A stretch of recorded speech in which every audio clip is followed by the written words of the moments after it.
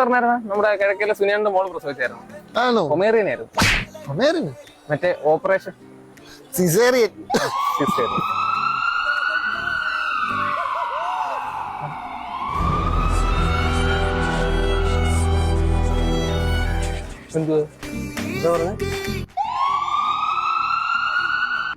പോയോ എന്നാലും കേട്ടാ.